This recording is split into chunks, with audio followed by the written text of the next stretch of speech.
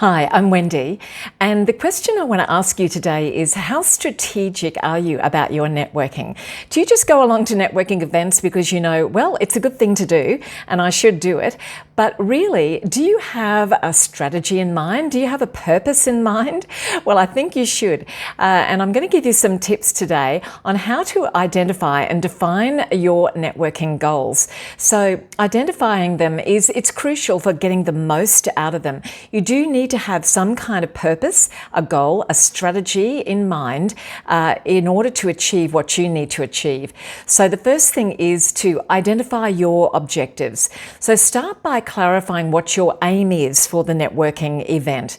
Are you looking for job opportunities? Are you seeking a mentorship? Are you exploring perhaps potential collaborations? Or are you aiming simply to expand your knowledge of that particular industry? So clearly identifying your objectives is going to guide you well in your networking efforts and help you focus on making the right connections. The second tip is to specify your target connections. So determine the type of people you want to connect to based on your goals. Now, the idea is not to be some crazy social butterfly and run around the room trying to meet as many people as possible.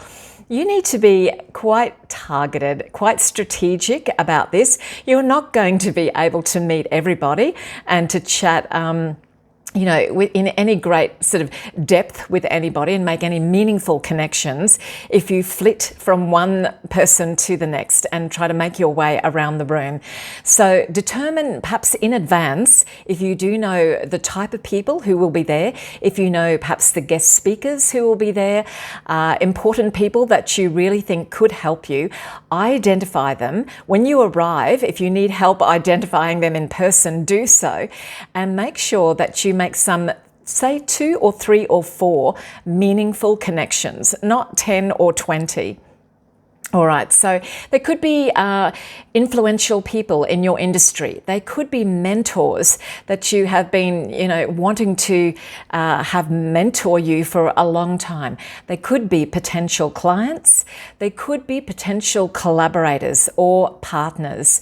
There could be people with specific expertise and knowledge and skill that you really need to tap into.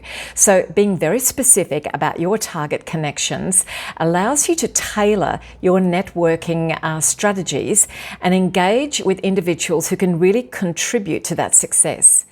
The third tip is to set a networking timeline.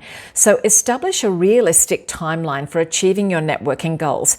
Now, it is unrealistic to think that you will achieve all of your goals in one particular networking event. You could be very lucky and it could happen, but sometimes you need to go along to a number of industry events. You need to go to different ones in order to achieve your goals. So perhaps connecting with the same group of professionals on a monthly or a weekly basis is what you need to do.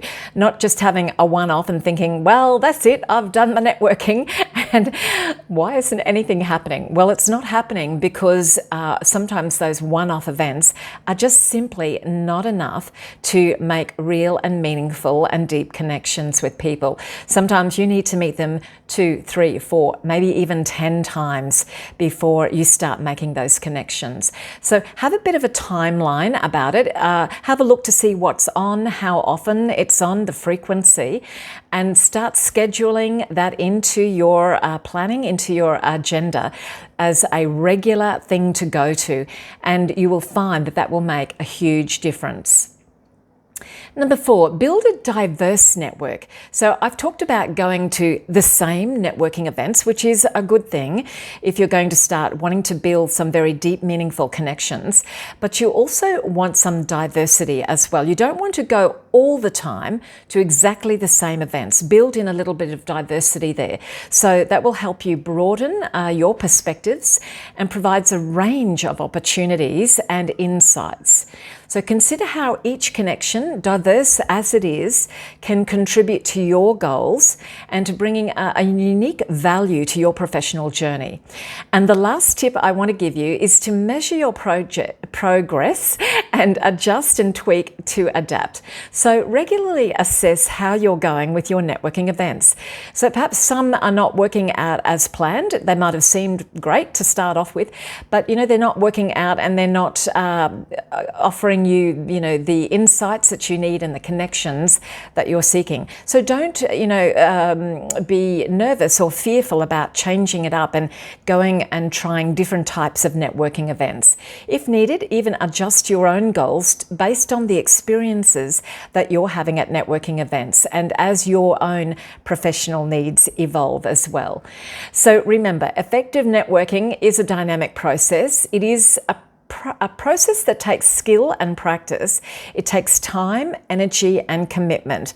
It's not a one-off, and it's not something where you go running around the room trying to meet as many people as possible and gather as many business cards as possible. That's not the idea. So, set those clear goals, stay focused on your objectives, adapt as needed. You can build a robust professional network that contributes to your long-term success if you keep those tips in mind. So good luck at your next networking event.